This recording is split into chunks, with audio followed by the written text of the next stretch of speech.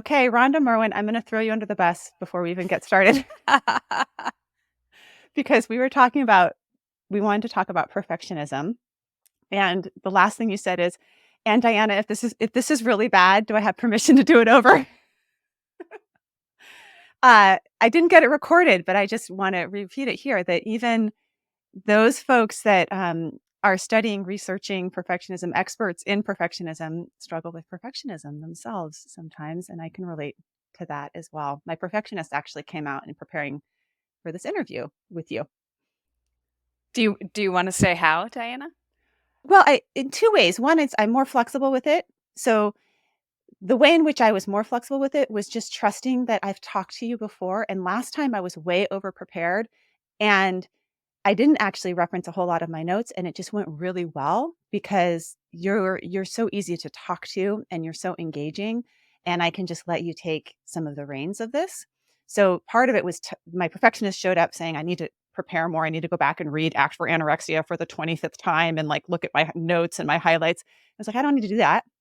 So I declined that.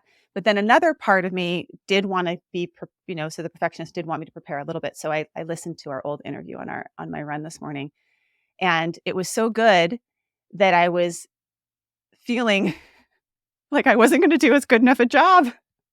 And how could we make it so? How could we make it that good again? So that's the perfectionist too. Like I got to beat my last performance, right? I always have to be better than I was last time. Yeah, yeah. You know this sort of rings in my ear, right? This is old programming, but good, better, best. Never let it rest. Your good is better, and your better is the best. Ooh, Have you ever heard that? no, but that sounds like No. horrific programming to have. Where did you get that programming from? From Western society. I Yeah. actually don't know. I actually can't point to the origin of it at all, but it can sort of ring in my ear. And I can sort of I can appreciate how if that shows up for you, it shows up for you strongly, how that can sort of just pull, right? Good, better, best. Never let it rest, right? Even when rest is the thing to do, right? Never let it rest. Your good is better and your better is the best. I think one of the things that's hard about perfectionism is that it has like super highly reinforced, right? All over the place. We get lots of accolades for achievement, and achievement isn't like a bad thing, right? In and of itself, right? This is not a bad, and it's not a bad thing. I'll use scare quotes with that, right? All that evaluative language, right? It's not a bad thing, to want to do well and to look at like, okay, this is where I was before. How can I grow? Right. But that sort of growth mindset is a little bit different than perfectionism usually has a little bit of a dark edge, right? Like fear of failure, fear of making mistakes, fear of looking bad, and sort of giving up.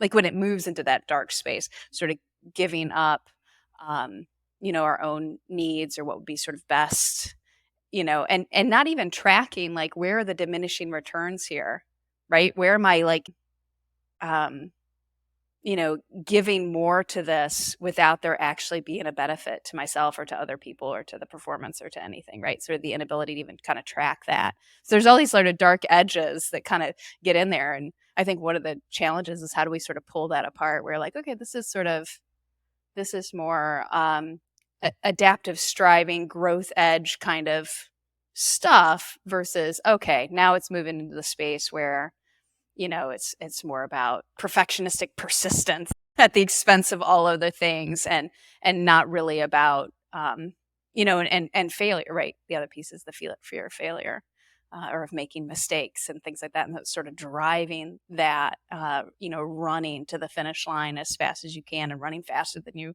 ran last time. And The way that I've kind of harnessed my own perfectionism over the years has been trying to maybe striving to be a flexible perfectionist, not throwing out the baby with the bathwater because I like her. I mean, the perfectionist is useful in a lot of ways. I'm actually glad I listened to the interview with you this morning. And and I'm glad that there was a twinge of perfectionism in there because it will help me with our conversation today. And I'm the chooser of how I apply it and when I apply it. And that's different than it choosing for me or maybe my fear choosing for me. And that's very much part of act of what do you have choice around, which dials can you move, and which dials you don't have a lot of choice around, and you could develop a little bit more willingness around. But you've worked with perfectionists, like this is your specialty because you work with anorexics who are like the case example of a perfectionism gone wrong or striving gone awry. And then how to kind of unwind from that and get to a place where you're not giving up everything, because the swing is just to be like a loose cannon and either swing from perfectionism to procrastination, right? And that there's somewhere in the middle there where we can harness it, we can use it, where that we're dialing it up or dialing it back. Well, and notice how like that swing that you just pointed to, right? One, that's always the fear of the individual with anorexia nervosa is that they will swing, right? And some of them, will have that sort of pendulum happen, and others won't, right? That's just sort of a fear that shows up for them, like, oh, if I don't, count everything to the nth degree, right? If I let go of this. This tight control over this, then I'm just going to be like sitting on my tushy bonbons all day, right? Like there's this sort of imagined thing that I'm either this or I'm that, and there's kind of no space in between. But the other thing that I was going to point to really in that is how functionally those are the same behavior, right? I'm afraid of failure, making mistakes, so I got a couple of different things I could do, right? I can work super super hard, right? Be perfectionistic, try to like and run as fast as I can to some sort of, and as hard as I can and with as much intensity as I can, right? Or I'm just going to let it go. I'm not even going to do it, right? I'm just going to like put it off and I'm not going to do it. And that both of those are sort of driven by fear. It's just like what topography does it take in sort of a different, moment. Of course, the way out is for both of those, right, is to make some space um, for making mistakes or for, the possibility of failure or whatever it is that's sort of driving those two rigid, although opposite responses, right? So you mentioned the function of the behavior, and that relates to functional analysis and some of your roots in working with Kelly Wilson and behaviorism. Um, and let's break that down. If someone is struggling with perfectionism, maybe the one of the first steps is to look at the function of the behavior, the function of the functional analysis. How could they do that for themselves? And I also want to add in, this audience has been a little bit exposed to network modeling and the biopsychosocial approach. So we need to look at perfectionism within this greater context, right? So a functional analysis also can include lots of different variables, not just psychological, but also social, cultural, and biological, and all of that. So if someone's interested in taking a look at like getting a microscope out and looking at their perfectionism, because they're I, perfectionists, how would they do that? I love how you're pointing to thinking about that at the sort of talking about multi-level, right? Sociocultural, right? Which was with my good, better, best, never let it rest, right? That's something that came from some broader socially, social cultural, and whatever sort of some other community, right? Some broader community. I can't even like locate it in my real proximal, sort of when you kind of go in circles there, all the way down to the sort of the intra individual stuff. I love that. I love that multi-level sort of thinking there. But the other thing that I was going to just mention is just the, in thinking about a functional assessment, I'm thinking about historical context. And I'm thinking about situational context, right? So if we were going to, for example, go back in your history and sort of find the seeds of this, right, where this sort of first shows up, and looking and using that as a place to sort of look around, like what was going on in your life around that time, right? And you can think about it at those multi-level sort of influences, right? But what was going on inside of you and your peer group, in your family, in your whatever your we could sort of keep going out, right, to the bigger and bigger sort of circles. What was going on at that time, and how did perfectionism help, right? How did it sort of come in as a solution to whatever was sort of kind of happening? That's one way to kind of to sort of think about doing a functional assessment of perfectionism, right? And then tracing it forward and sort of noticing like where does it show up in my daily life, and in the moments where it's showing up in my daily life, if I was to like look around, sort of, in my more, like yesterday or last week or whatever, right? What was happening that sort of pulled up perfectionism, right? What was showing up for me, where perfectionism then kind of comes in as um, as a solution or as a behavior that gets cued, right? It gets cued in a context. What does that context look like? So if you were to go back to the early seeds, like, can you find it? Can you sort of find where perfectionism first shows up, where this idea of being perfect or working harder? Yeah. Um, yeah. I think a lot of it was reinforced. So I think of it as like, those early moments of, was I using it to avoid feelings, or was it I using it to get more good feelings? Yeah. Was I Either one, avoiding right? It's something, or was I reinforcing, right? And for me, it was just so highly reinforced.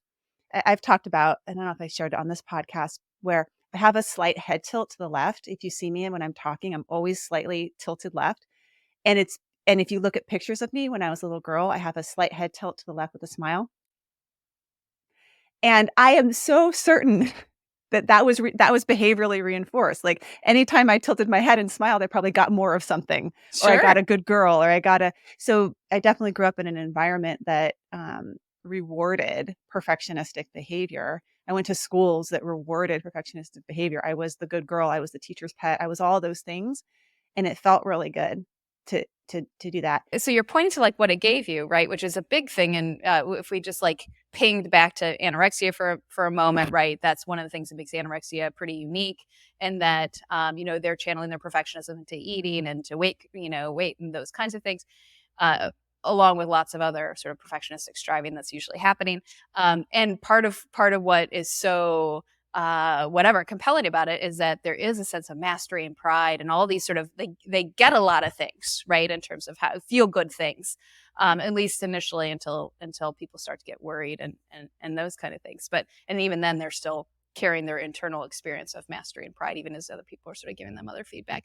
But that's what makes it kind of unique in terms of that relative to sort of other mental health kinds of struggles, right? Like people don't like somebody with social phobia, for example, that runs out of the room doesn't necessarily feel like, oh, I feel really good about myself. I'm really glad I did that, right? But somebody that pushes away the plate and restrains all day is going to feel like they've sort of done something, right? So just kind of that just was an opportunity to sort of point to that piece and how that positive reinforcement is just it's not just about removing negative things, it's also about giving sort of the positive. But I often ask people, like, what would happen if you didn't do that, though? Like maybe you were only getting like maybe you're only aware of the positive reinforcements that were positive sort of things that you were getting that was reinforcing the behavior. But what if you didn't do those things?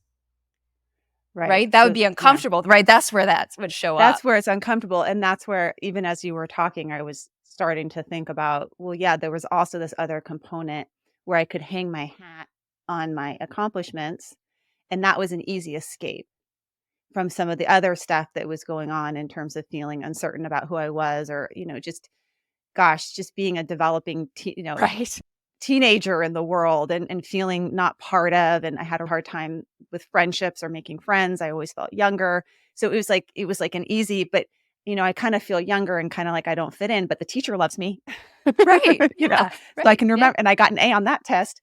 And then the using the perfectionism, workaholism, all of that, to continue to avoid those feelings of uncertainty and the other chaotic things that were happening in my early childhood, and experiences that I won't disclose on a podcast. But there was other stuff going on too, that the perfectionism, and I was also anorexic, so hand in hand, but they went and they kind of like were the anchor, right? The anchor and the uncertainty. And I could see that that's the negative reinforcement in some way, like getting out of these rough waters and finding a landing space. Like, at least I can control this. Right. Right. And what a gift it feels like, right? When you sort of find something like that, right? It's like getting a life preserver or something like this is something I can, kind of hang on to. Yeah. Yeah. Torrential waters of adolescence. Yeah, just being Right? human. Everyone has torrential waters of their early That's right. childhood, right? And we all Absolutely. find our, um, what we grab onto.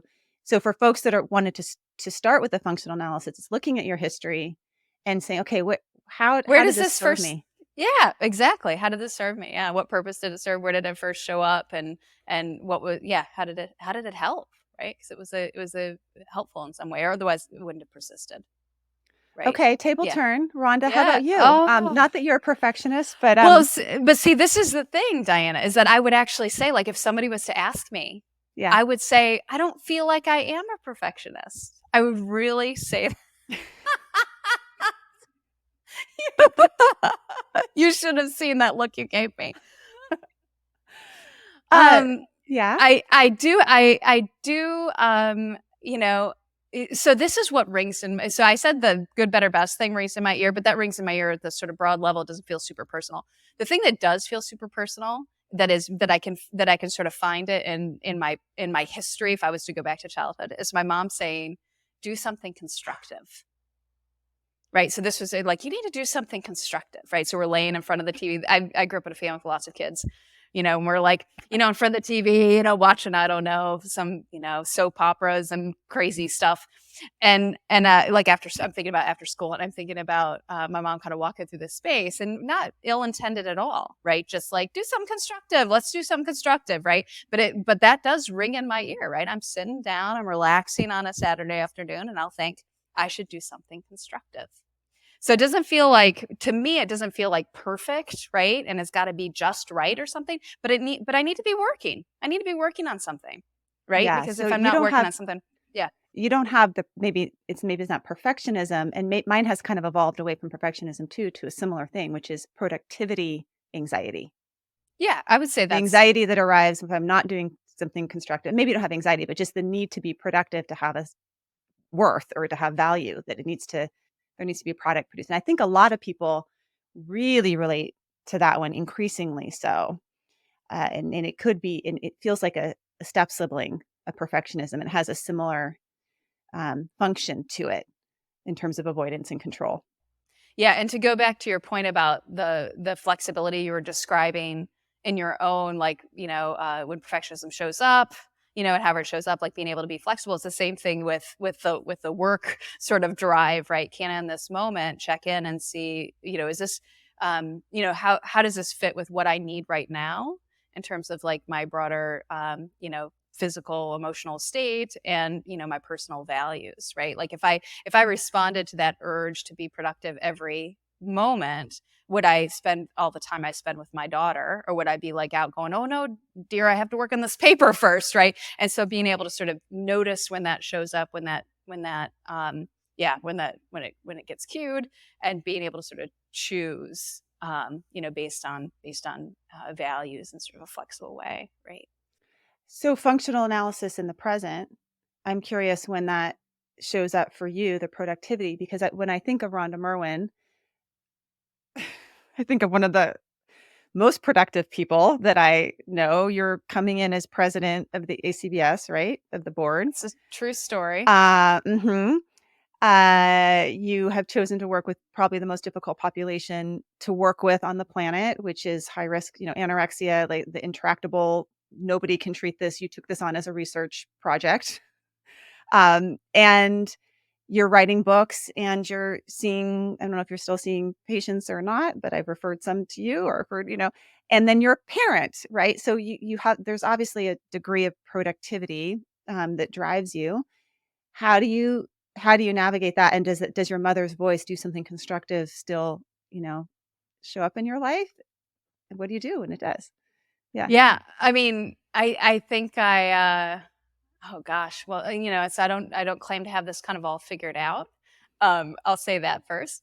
But I think I have. Yeah, I'm sort of thinking about several different things, but I mean, the thing that I'll sort of say out loud in this moment, I suppose, is that I sort of constrain things. Is how I do it. So for example, before I had a daughter, I might be on campus till 7 or 8. Yes, it was cutting. I was, had a spouse at the time, was cutting into that time. So that's something to be sort of thinking about, I suppose. But I would never do that now, right? I would never stay to that hour now, right? It's like, if I'm out the door 5 o'clock, my daughter's, she's been at school, she's been in aftercare kind of long enough, and now it's time for us to have time together. And then when I think about, so I constrain it, I sort of have and it is a little bit of a rule, I was a gonna say little that bit. sounds It's a like a con flex. yeah. Yeah, but it's a flex. I would call it a flexible value guided rule. So if, for example, I had a grand deadline, some sort of thing that I couldn't manage in some other way, and it just had to be done, I would do that. But generally, it is my guideline. It's like, nope, it's mama time now. This is a shift in, I'm shifting into this other part of my life, and this is what I'm doing. Yeah. I'm gonna pause on constraints. I wanna hear your second one, but I actually think constraints can be very helpful. If you think about any kinda problem that people are struggling with, maybe they struggle with, they wanna be a moderate drinker, they may not keep certain alcohol in their home. That's a container that they put around themselves. For me, early on with, exercise addiction, I put a limit on the number, like the amount of time. You cannot exercise for more than this amount of time in one day, and it was a rule, trying to solve the problem of rules, but it was actually something was healthy because I needed it in place because I wasn't there yet. Ideally, it would be it gets to like 4:45 and you start noticing, "Oh, my body kinda hurts, my mind is kinda done, I'm attuning to this being that kinda wants to see my family and play and be outside and see sunlight. I'm gonna end it now." And that would be not a rule, that would be more of an attunement guided decision, but sometimes we need containers around certain things that are especially the ones that we have a little problem with. Yeah. Well, and and sometimes, right, there's an equal pull, right? Like I actually get a lot of like joy and vitality and stuff from engaging in my work. Like it feels like I love to write on things. Like this is if I have friends that are like, really? But if this is my idea of a great Saturday morning is everybody's sleeping in and I get my computer out and I get some coffee and I sit out on the porch and I can feel the breeze, and I'm sipping coffee and I'm writing, and this sounds delightful to me. And and is it equally delightful when my daughter gets up and we start making breakfast together? Absolutely. It's just different, right? And so the sometimes in order to make enough space for everything, having those guidelines or those containers as you describe them helps sort of like if you were making like a conscious decision about how you want to spend your time, or as one of my colleagues say, how do you want to spend your heartbeats, right? You maybe want to spend some in this, but maybe you want to spend some in this too. And so how do you do that? I love You that know. you use the Saturday morning example because that's actually it's an example that Cal Newport I've heard him use before as a test of intrinsic motivation. If you would look forward to doing it on a Saturday morning, then it's intrinsically motivated. So, clearly your work is intrinsically motivated, which is different than a should motivation or I'm being productive Right, right. That's motivation. true. Yeah. That's true. Yeah, Okay, yeah. you were saying another thing before I intervened with Um, the container. Sorry. Yeah. oh no, I think it was another container though. I think I was going to say the Saturday morning, but what I was going to say about that is that, when I'm thinking about, for example, writing on the weekend, I'm going to do that in the morning hours when my family's not up and things like that. So I think I was just still saying, I mean, it was just another example of how I might situate it in a way. And I'm not creating a limit, like as soon as I get up, I'm stopping or something like that. But I am situating it like the morning is a great time for that reason too, because people aren't up, and so I'm being sort of thoughtful about how I'm kind of carving that time out, I suppose. Yeah, so perfectionists could do the same thing when we're kind of we're homing in on a skill, a container skill. Perfectionists could do the same thing where maybe they contain the perfectionist to certain, sort of time frames or settings or put some, limits around it so that they can use it in a way that's effective for them without it, taking control of their whole life. Right. And we think about like worry time that we do prescribed worry time. You could have like a prescribed perfectionism. You You can clean your house, absolutely. but you have to limit it to an hour. That's You right. know? That's Whatever yeah, you can get done in absolutely. the hour, you got it. That's right. Yeah, and I we've had some conversations within within some circles about this with regards to go back to anorexia nervosa in this area, right? Of like, gosh, is it okay that we're sort of sometimes over the course of treatment we're sort of exchanging rules, kind of, right? But it's different. It's these sort of containment things that are more flexible guidelines that create a space to then start to pay attention too. You know what I mean? Like even though it has some of the topography of a rule, it isn't functioning with the same sort of rigidity. It isn't coming just out of fear. It isn't like, do you know what I mean? It's like an active choice to contain something and to start to pay attention to what else might show up if you had space for it because you were you weren't letting this just bleed and be the driver of everything. Well, Do you know what I it's mean? what you've written about in terms of attuned parent, which is such a good piece of, work that you did, where an attuned parent has limits and an attuned parent is warm. And so if those guidelines are, "It's time to go home at 5 now," or, "Diana, you've run you've run enough for today, you need to stop now," or whatever it is. You've prepared enough, you listened to her interview, you don't need to go back and read the book. That's like the parent saying, "It's time to go to bed," or the parent saying, "It's 5 o'clock. We're not gonna have a snack, honey, we're gonna eat dinner in half an hour." And sometimes the parent needs to step in and set some of those warm limits, healthy limits, and we can learn how to do that for our perfectionist self or our, productive selves. Well, yeah, and if you think about that part of that warm responsiveness too is like saying, "Oh, you look tired or you look sad or you feel," like to asking the questions that get us to sort of check in and see what do we need in that moment, too, right? That's part of that sort of attunement element as well as being attuned to our own sort of emotional states, our own physical and emotional states, and what we need. And if we just go on, work hard and productivity or perfectionism rule or things like that, right? We're not paying attention to the signals that are arising in us and what we need in different moments and responding to those things too. Mhm. Okay, you start with a little analysis of we'll put these together. We'll do perfectionism and productivity addicts, whatever you Yeah. wanna call it, whatever word you wanna put on that. People are doing something constructive at all times. So, we have that how that originated for us, and then it shows up in our lives at certain times. And there's actually some information there of, like, when it shows up and why it shows up in the functional analysis that's, like, what happened last week that's different than what happened 20 years ago. Can you talk a little bit about that functional analysis?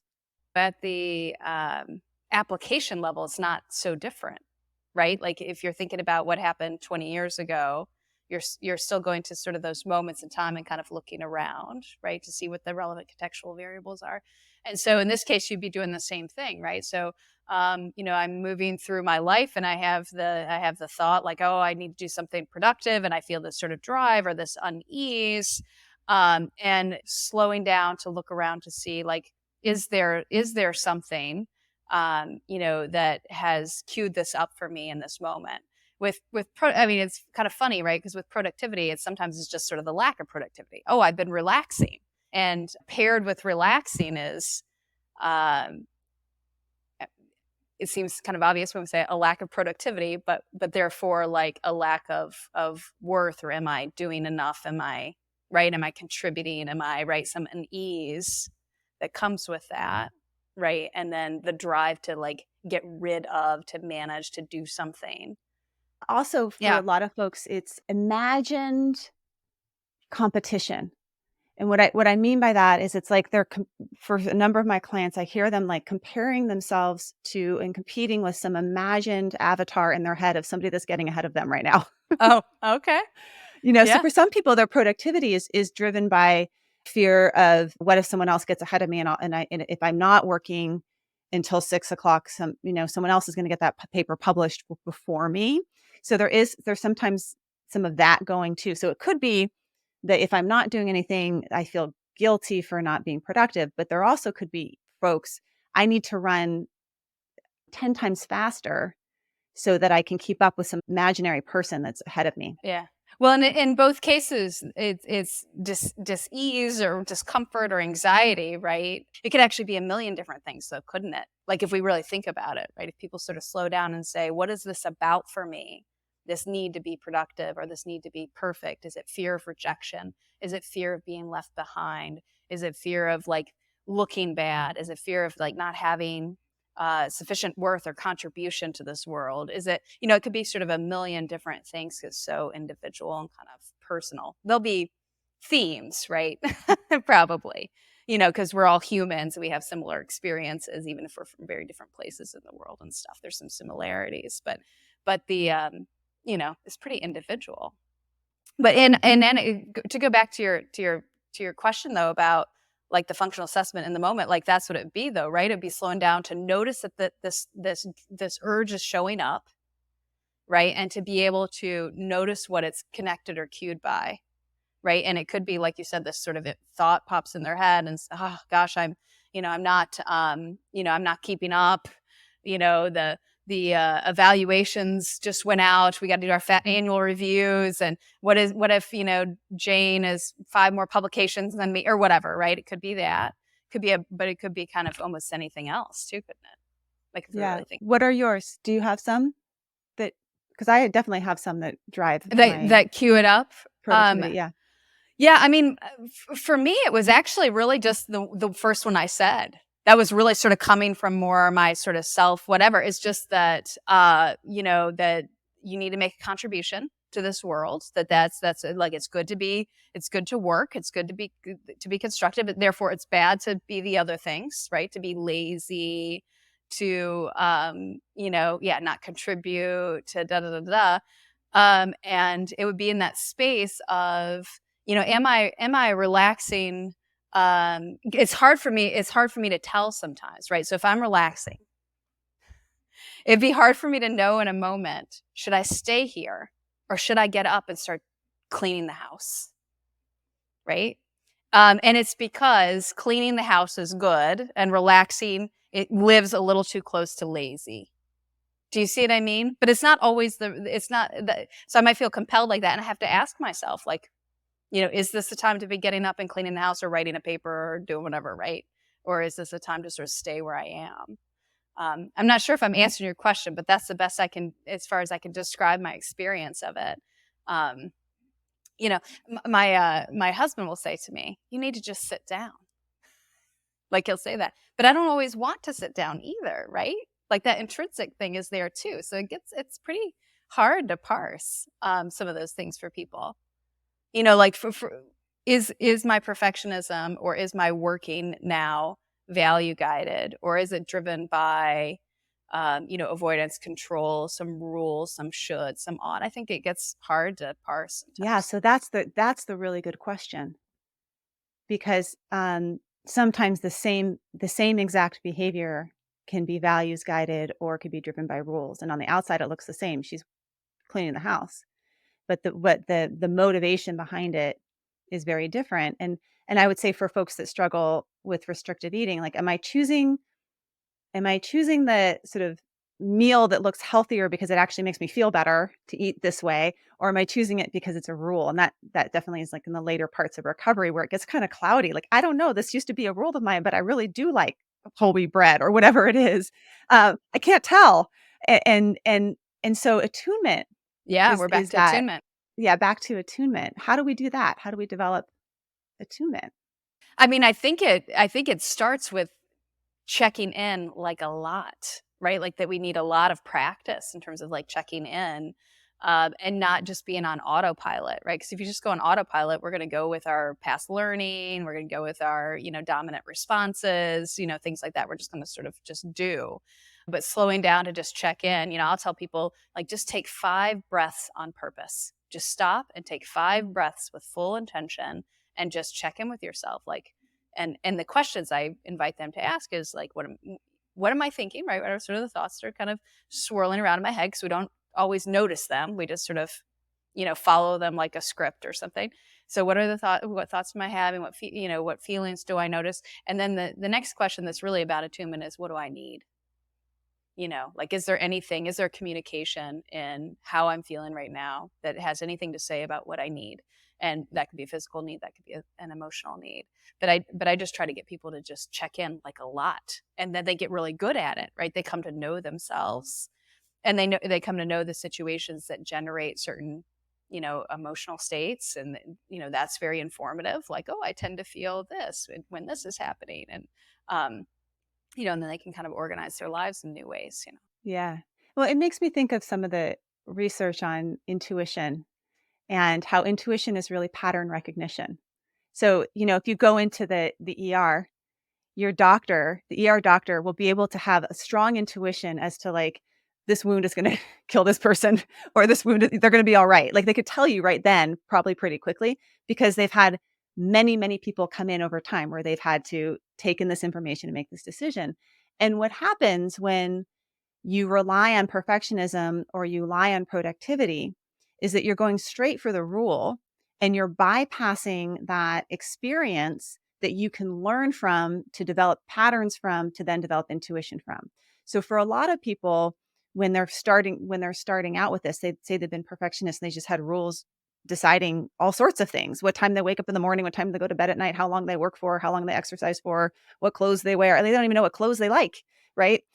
So that it's sort of like it covers up all the information that's inside, and it can feel like learning a new language, going inside and listening to your body. So the frequent check-ins is because you need lots of practice at this, because you haven't done it a whole lot.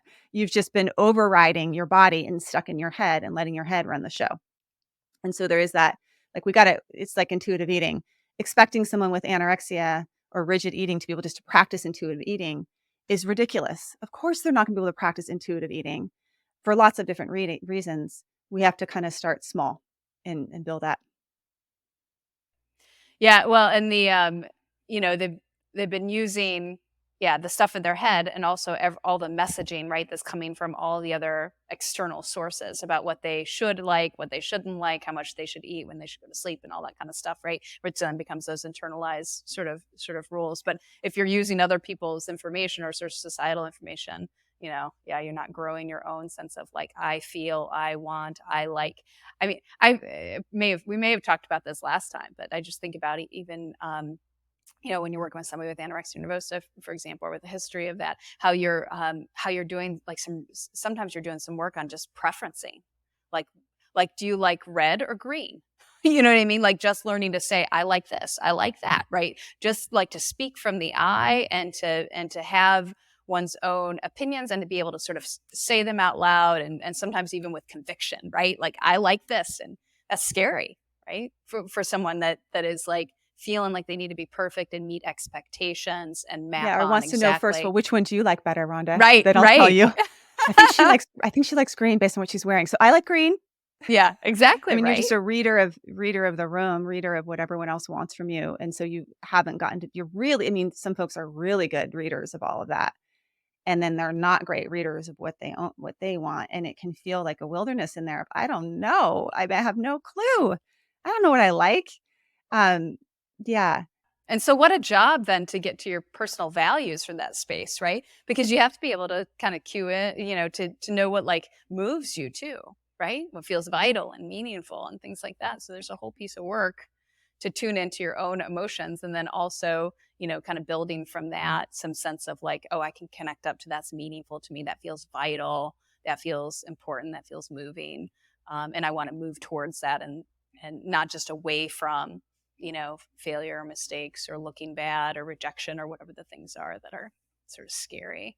You know, a client that I was working with is recovered from. She had anorexia nervosa, more the sort of impulsive. There's some purging, kind of stuff mixed in there. But she said to me, um, and this is after she's in a much better place. I would say she's sort of in this recovery space. But she said, I hope I don't get it. I hope I say it right. But it was something like, nothing is ever enough if it's driven by fear. And she was talking, sort of, we weren't like talking about perfectionism per se, but this is like, nothing is ever enough if you're operating from a place of fear. I think that's how she said it. Nothing's ever enough if you're operating from a place of fear. And I just thought that was so like wise, right? To recognize that, like, she was talking actually about work striving. So this, she's pretty recovered in kind of the eating space, and it's kind of moved into this work space a little bit in terms of her striving. And so she was talking about that, even though we weren't using the P word and talking about perfectionism per se, but that's what it sort of speaks to, right? If it's coming from fear, right, you got to get really far. You got to be really, really good if you're afraid, right, of rejection or of looking bad or something. Get as far away from that as you possibly can. And where's the end then? What's ever enough, right? Enough work, enough, good enough. It's hard to sort of find it unless you're tuning in. Yeah. Yeah. The flip side of that is nothing is ever enough if it's driven by attachment too, attachment to some kind of thing that you're holding on to, whether it's like your award or your status or your, because the goalpost is going to keep on moving and further in front of you. You have to run faster to get to it. And then as soon as you get there, I got it. I got the thing. you Oh, know, but you don't have this one. but you don't have You this have that one, one, but you don't or have this one. yeah, or you habituate to it. And so it kind of loses some of its, juice. And so it's going to move in front of you. So nothing is ever enough for folks that are driven by fear or attachment. And Yeah, that's yeah. nice. So the path that we're kind of laying out for folks is first you do a functional analysis of how did this perfectionism addiction show up for you? Why was it there? What was its function? What was its benefit? How did it protect you? And then what's the volume of it in your life now? And when it gets loud, why is it loud? What Look around, pause. You said that, take 5 breaths, pay attention to your thoughts and your feelings and what's happening for you in this moment. And then what do I need? Which is the attunement, so that you're starting to do these check-ins and attunement of like, what do I really need in this moment?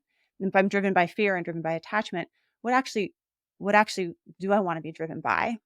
Which is the other part of values. If I weren't driven by fear or attachment and something else were driving me getting up and cleaning the house, or something else were driving me preparing for this episode with Rhonda, what would that be? And that's what's really exciting to me, because I actually think that folks that are super productive and perfectionists are the folks that are going to get stuff done in our world. And if we can harness that energy and put it in the right direction and have it be driven by something that is more pro-social, then thank goodness we have some people that don't like to sit on the couch. They just like to go around and move stuff. And hopefully Yeah. they're taking care of themselves along the way, right?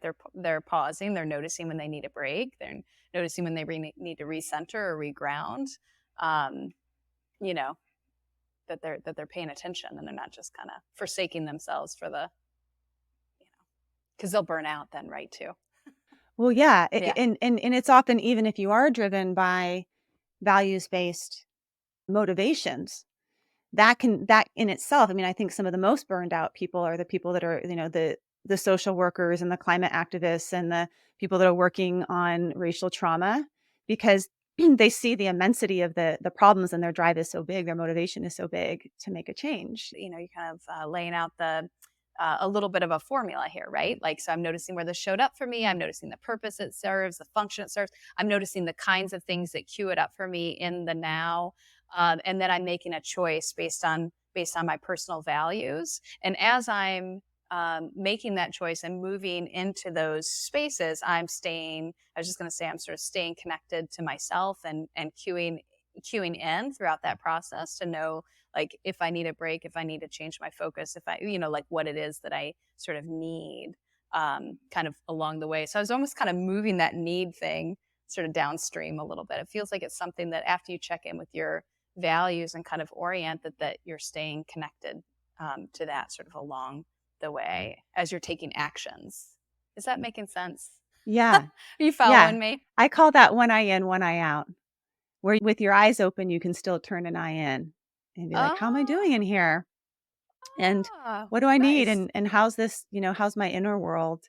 And then one eye out is what's happening around me, and how can I tend to my outer world and what's needed of me? And then what do we need collectively, all of us, both of us together? And thinking about your audience, I was just thinking about this. This is a big question to ask. Like, what is my, let's say, workaholic, or whatever tendencies, my whatever hard work driven. What is it driven by?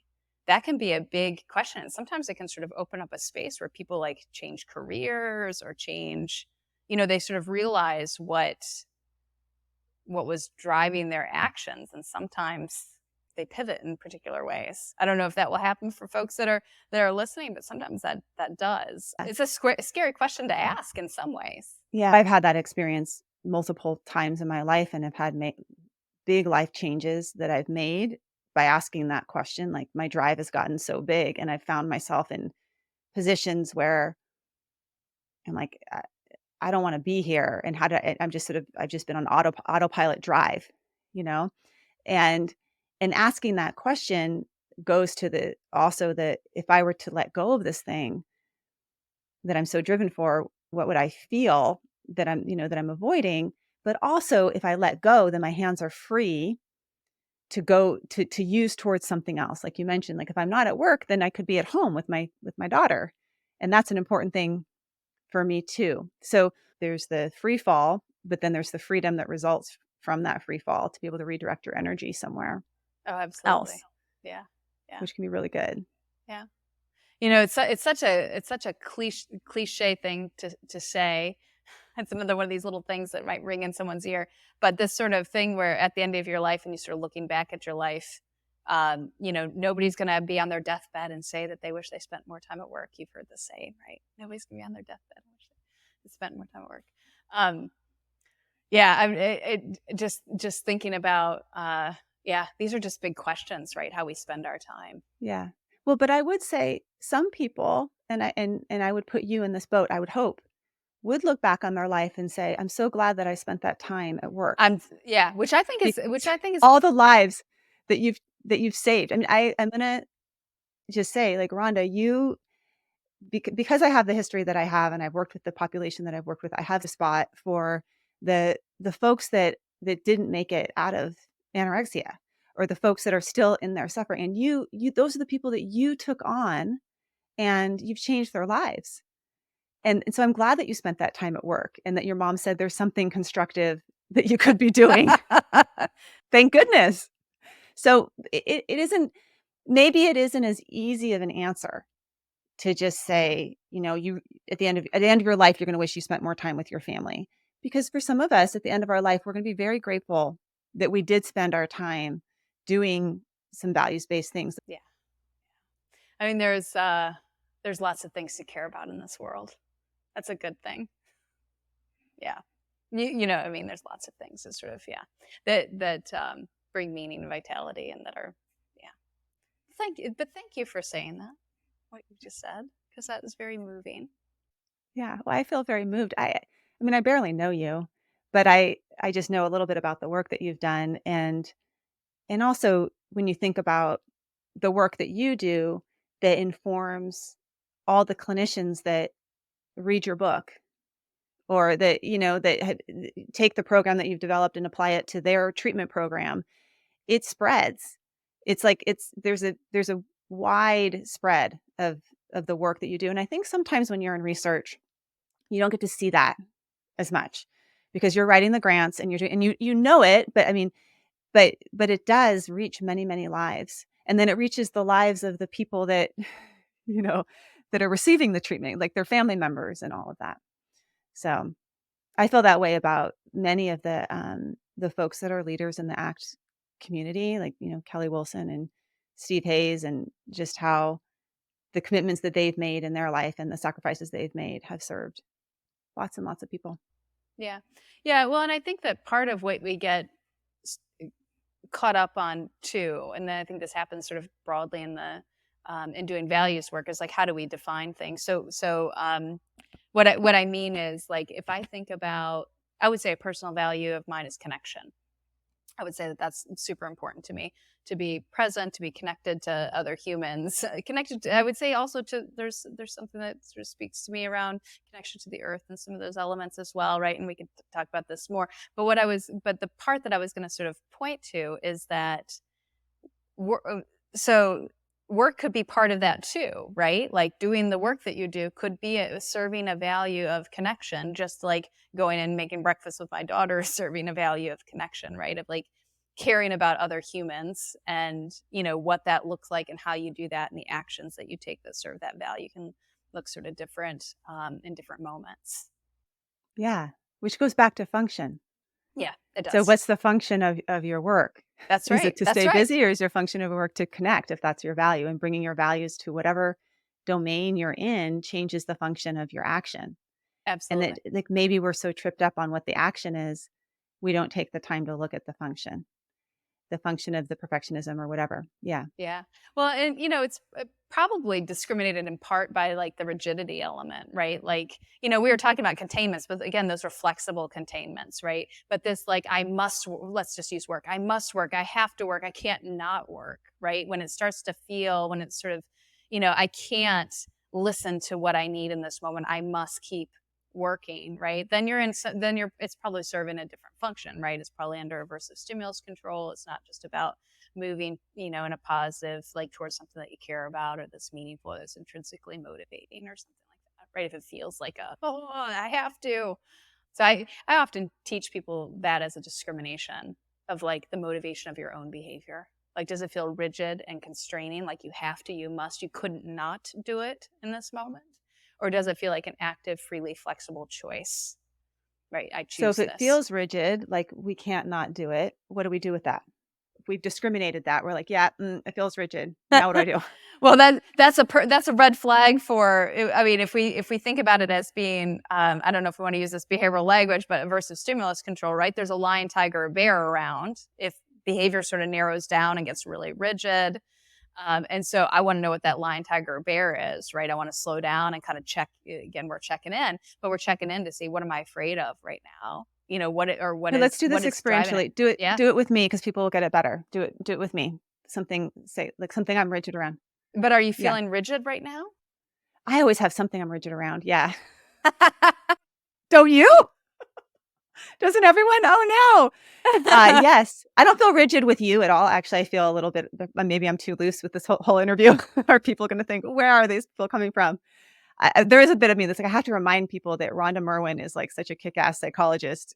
I'm not just having a chat with a friend here. Um, but so I get rigid. Okay, here's a classic. I get rigid when I come home from work and I've been really like working hard. I work hard at what I do. And I go up to my house. It's summertime and my kids are like splayed around the house and it's just a disaster. And I get super rigid. And the first thing I do when I get in the door is start telling everyone to start cleaning up. I don't connect. I don't do it. And like, this Do you tell kitchen, them to do something constructive, Diana? I tell them to do something constructive. I've been working all day. Yes, mom, I will. I reinforce the pattern. But it is rigidity because I come in and that's the rigidity. Like I need my house to be clean and so yeah, what would I do with that? So then I ask you, like, what's showing up for you? So sort of slow down, right? So you're telling me what you're noticing in your with your, what'd you say, eye out, right, versus Yeah, the I eye in, right? yeah. That's what you're sort of noticing around you, right? You're noticing your kids, you're noticing the house, and what is it that's showing up for you internally in that moment? Internally, I'm just exhausted and I feel like I can't handle it. It's like I can't clean this house. I don't have an ounce of energy left. And I just want to come home and like I need a break. And I'm coming home to another problem and I've been dealing with other people's problems all day long. And now I have my own problem. Yeah, I don't yeah. want any problems when I walk in the door. So you're Exhausted. exhausted and Yeah. you're overwhelmed I'm overwhelmed. Yeah. or something like Yeah. that. Yeah, Yeah. yeah. And I just can't sort of do this too is what shows up for you. I just can't do this too. Yeah. And then when you exert control or attempt to exert control over the environment, right, and get people moving, does it work? Do they get up and start doing stuff? For the most part, but it feels bad because it's like it feels like I'm like not like I'm not I'm an averse to stimulus to them. Like they see me walk in the door like, "Uh-oh, mom's back." Yeah, yeah, yeah. Is Which is that not like? it used to be when I walk in the door, "Mommy's home." Now it's like, "Uh-oh, mommy's home." Uh-huh, uh-huh. So it doesn't feel good, but it's like it works. I mean, I still have some degree of control of my children. Right. So you're sort of trading things there, right? So this feels exhausted and overwhelmed, and you're sort of trading your, kind of getting rid of that to some degree, right? By getting people kind of moved into action. But then you have other feelings that sort of show up, which are more like, I don't know, this is supposing, but sort of guilt or something like that, or like, Yeah, does or that show longings up? to connect. Yeah, yeah, Longings to connect. yeah, Okay. Yeah, some sort of feel badness around how they're responding to you or how they're sort of anticipating that you're coming and those kinds of things, and some desire to sort of connect as opposed to just get in task mode. yeah. Yeah. So you're sort of trading, right? Do you get what I'm saying? Like you're trading, like Mhm. which bad feelings are you sort of like are kind of worse or whatever? Right, right. Yeah. So I wonder what it would be like to sit in like exhausted and overwhelmed and a completely trashed house. What Yes.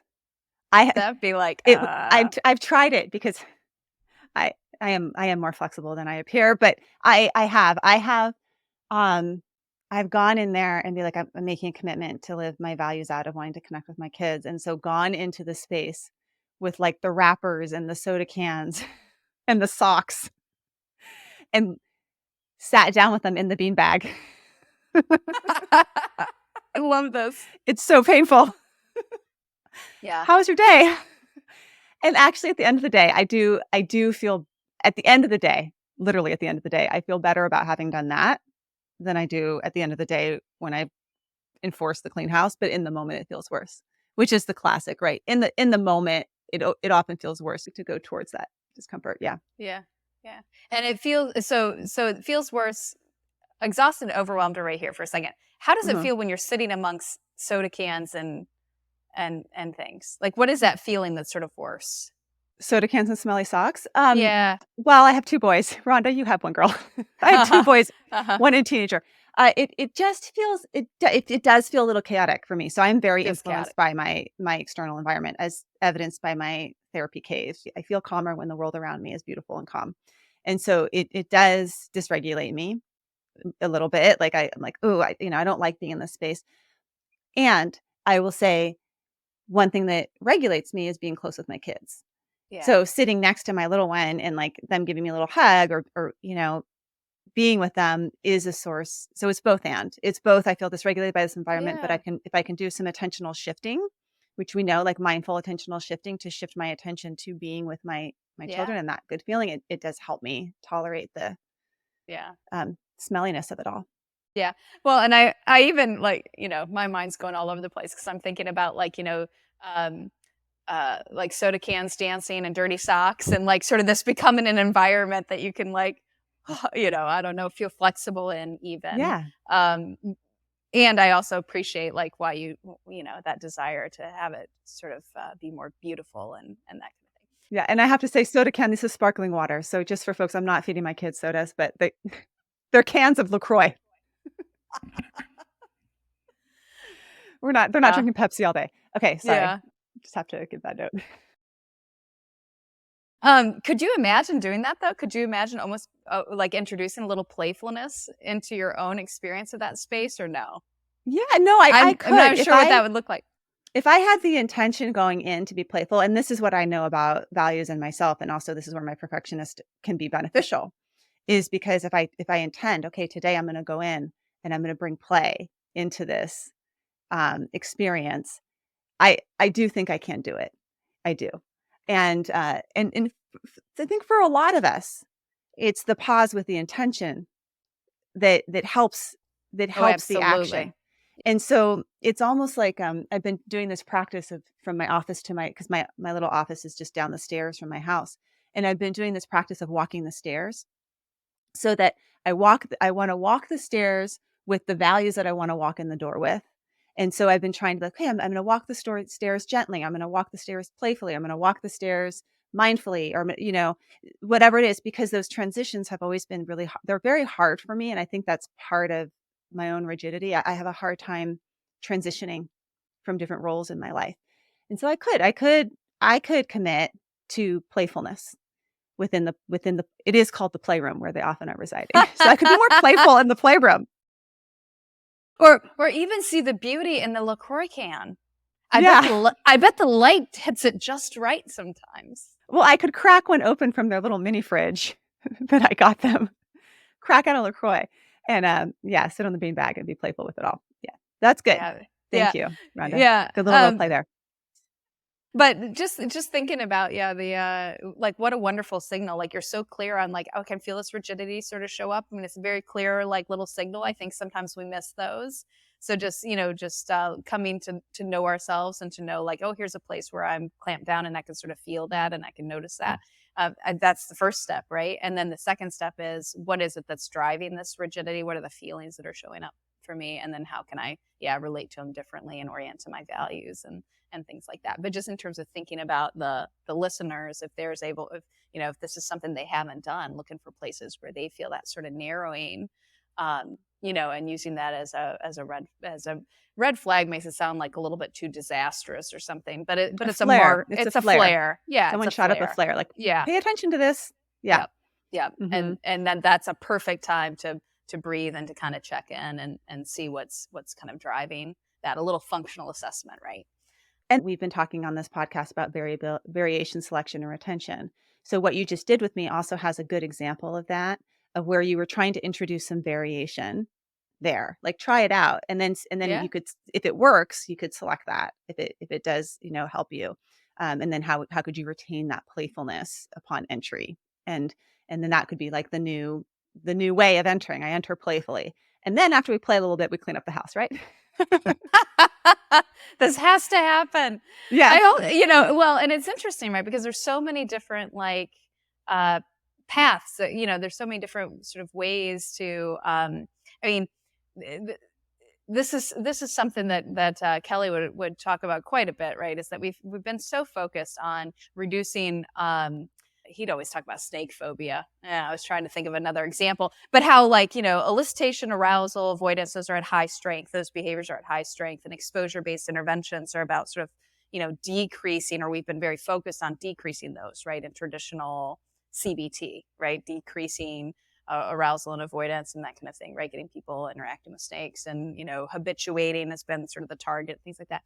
He's like, we've Hmm. missed something completely on this, right? That what also is happening is that, first of all, maybe habituation is not sort of necessary, right? And that's a whole body of literature, there that supports that and sort of the fear tolerance and, that kind of stuff.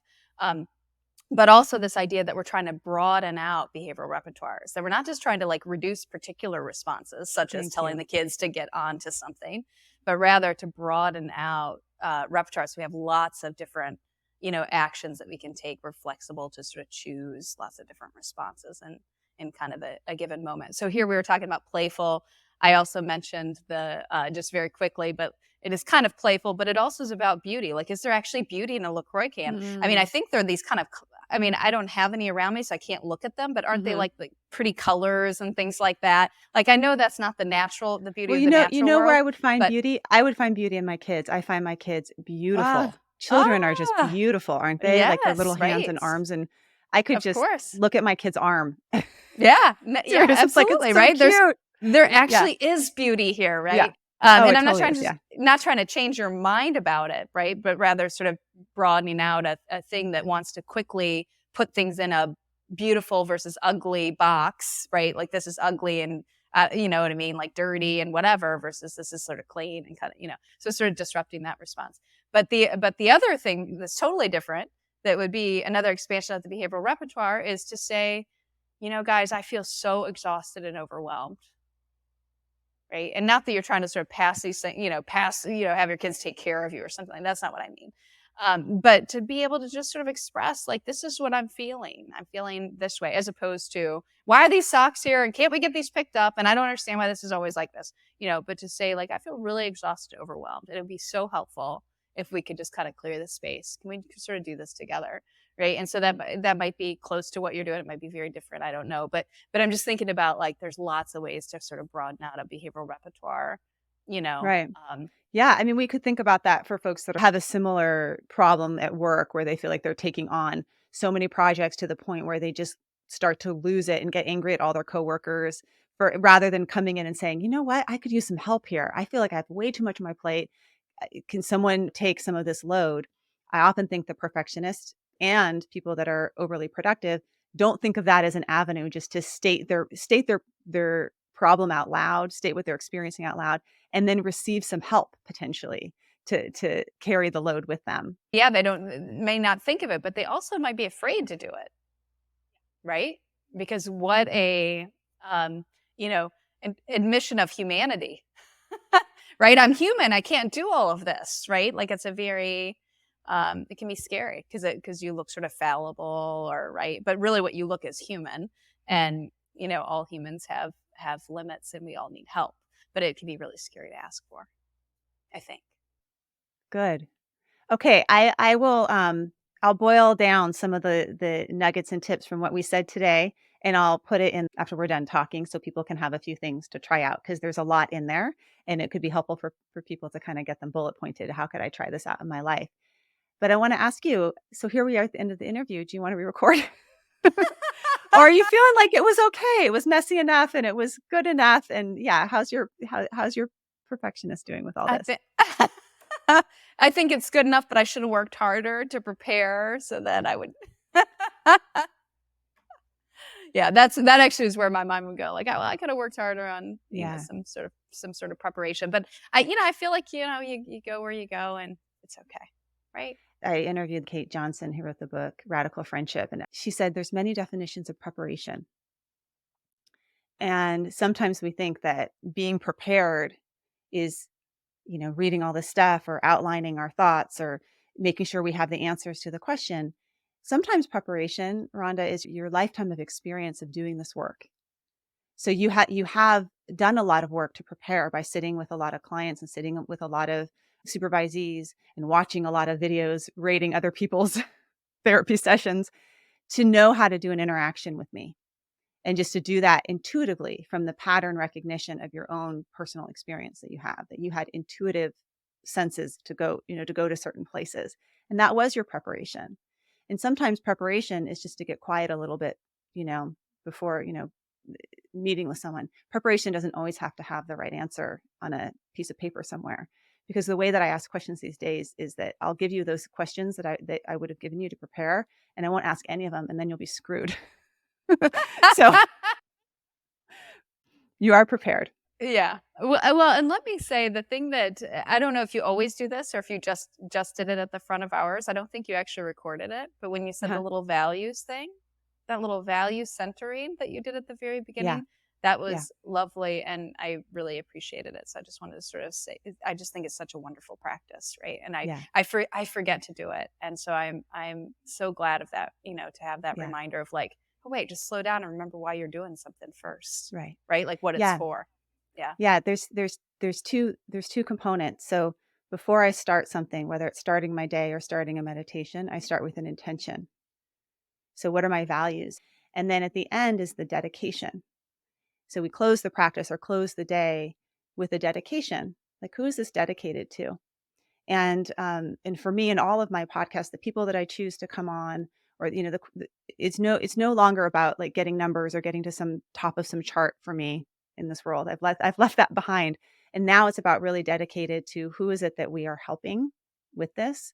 And for me, it's a true dedication to all of the individuals who are stuck in suffering around perfectionism, restrictive eating, feeling like the world is really narrow, and that may they have some freedom in all of this. And I remember, just to say one thing that you said from our last interview, I took this note while I was running. I put in my notes, how can I set some women free so they can have their narratives without their narratives choosing them, have their lives without their stories limiting them?